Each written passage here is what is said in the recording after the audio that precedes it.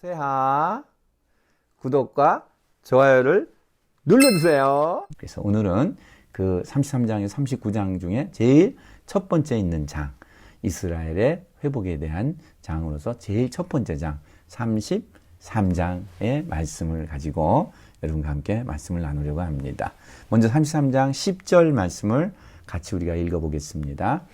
우리의 허물과 죄가 이미 우리에게 있어 우리로 그 가운데에서 쇠퇴하게 하니 어찌 능히 살리요? 성경은 그렇게 말씀하고 있습니다. 이 뜻은 무엇이냐면은 이제 이스라엘 사람들의 입장에서 우리가 들어가 봐야겠어요. 지금 이스라엘 사람들의 상황은 느부갓네살 왕을 통해서 바벨론이 침공을 했죠. 그래서 예루살렘 성이 완전히 지금 이제 무너져 버렸습니다. 그것이 몇 년이죠? 기원전 586년입니다. 여러분, 그래서 이스라엘 사람들의 남은 소망, 성전이 다 무너져 버리고 또 성도 다 폐허가 되었고 다 포로로 잡혀가 버렸습니다. 그러니까 이 사람들에게는 이제는 아무런 소망도 없는 것입니다. 그래서 우리는 우리 죄 때문에 이제는 다 끝났다. 우리는 하나님의 진노의 대상이 돼서 이제는 소망이 없다. 이렇게 생각이 되었기 때문에 이러한 허무한 가운데 이러한 말들을 하고 있는 것입니다. 이 말씀에 대해서 하나님은 에스겔 선지자에게 이 말을 전하라고 하는 것입니다. 뭐라 그랬냐면은 나의 삶을 33장 11절 말씀입니다. 나의 삶을 두고 맹세하노니 나는 악인이 죽는 것을 기뻐하지 아니하고 그의 길에서 돌이켜 떠나 사는 것을 기뻐하노라. 이스라엘 족속들아 돌이키고 돌이키라. 너희 악한 길에서 떠나라. 어찌 죽고자 하느냐. 33장 11절의 말씀입니다. 여러분, 하나님은 뭐 하시기를 원하십니까? 돌이키고 돌이키라 그랬습니다.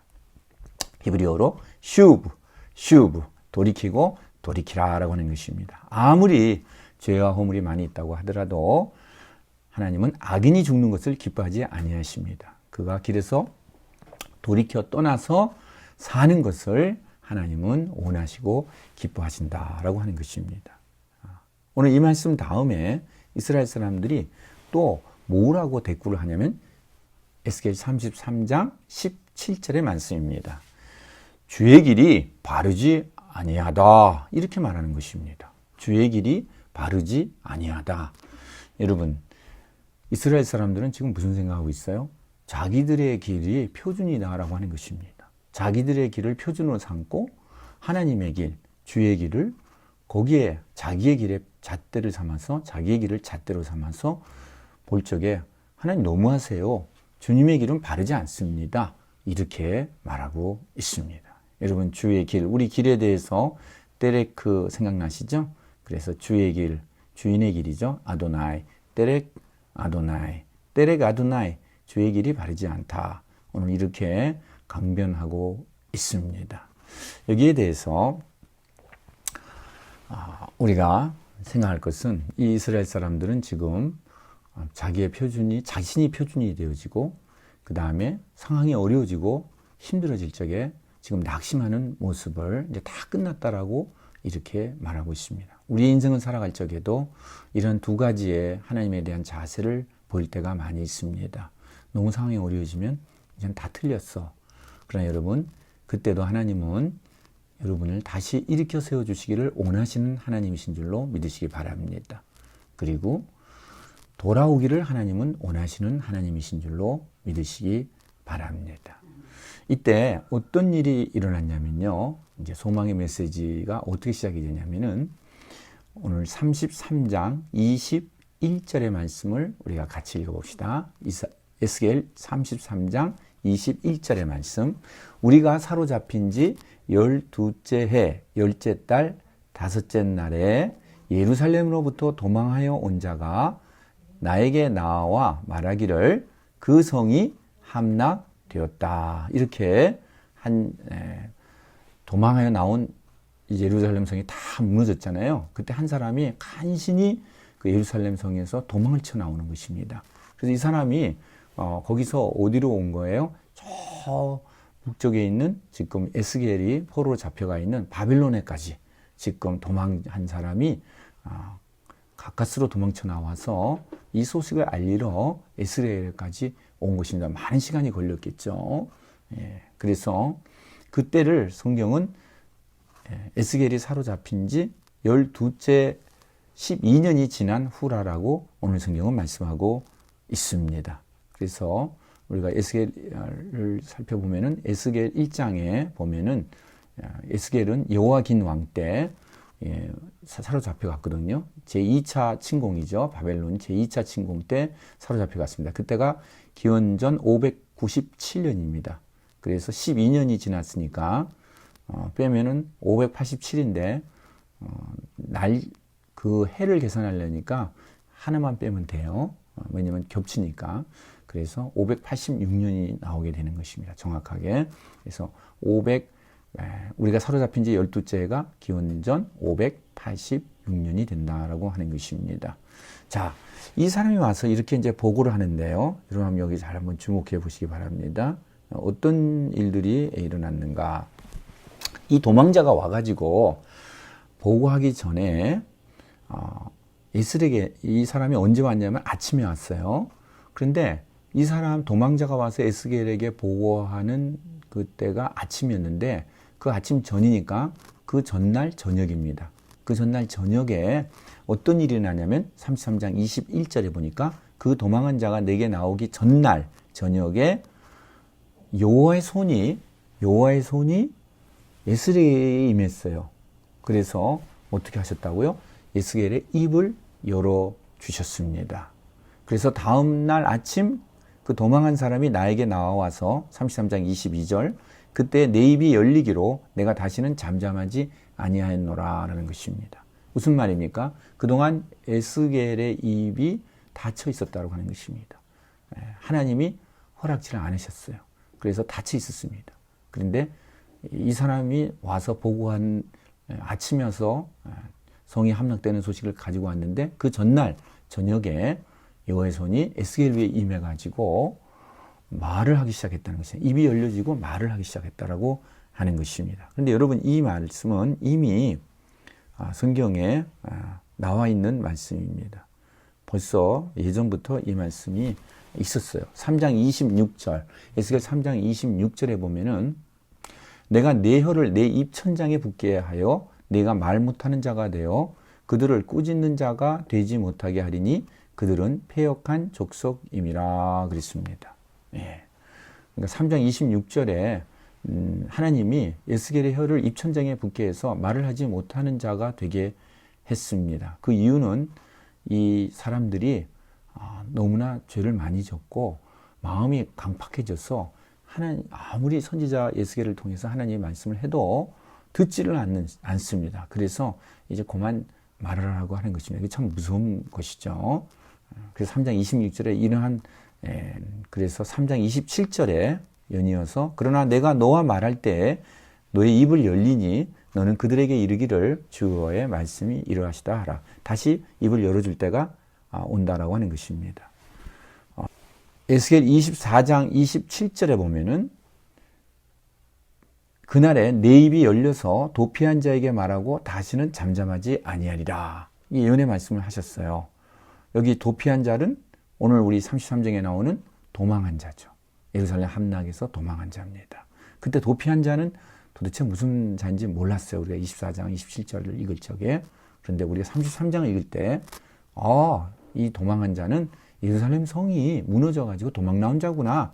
그래서 에스겔 24장 27절에 도피한 자에게 말하고 할 때 이 도피한 자가 예루살렘 성이 무너져서 도망한 자라고 하는 것을 이제 우리는 알게 되는 것입니다. 그러니까 이러한 일이 일어날 것을 이미 3장과 24장을 통해서 하나님은 이런 일이 일어날 것이다. 내 혀가 그동안 천장에 붙어서 말 못하게 될 것이다.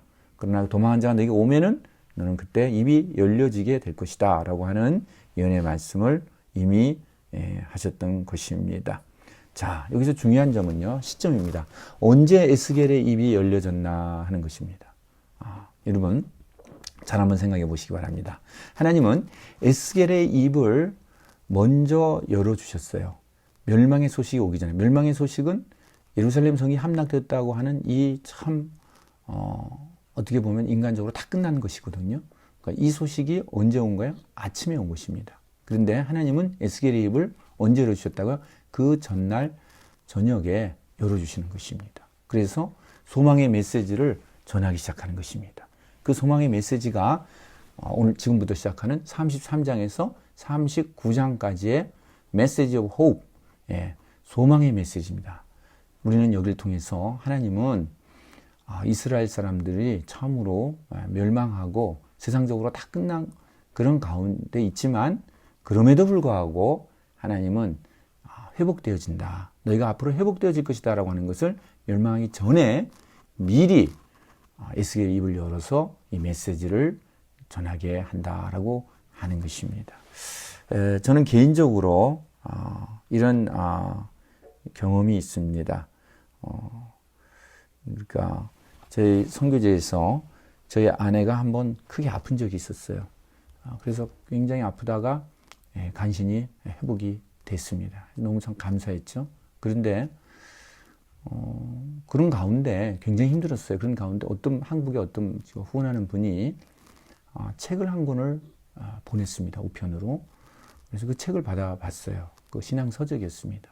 근데 그 신앙서적에 어떤 내용이 있냐면은 시냇물의 얘기입니다. 한 시냇물이 졸졸 흐르는데 이 시냇물은 그 앞에 깊이 떨어지는 그러한 낭떠러지가 있는 것을 몰랐어요.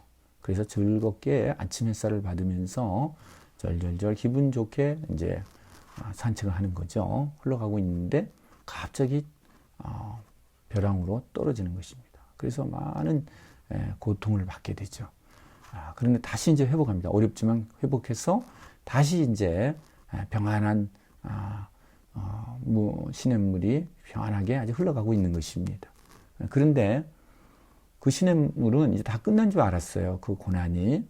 그런데 그 앞에 앞에 것과는 비교도 할 수 없는 더 크고 더 험한 계곡이 낭떠러지가 기다리고 있는 것을 모르고 가고 있다라고 하는 것입니다.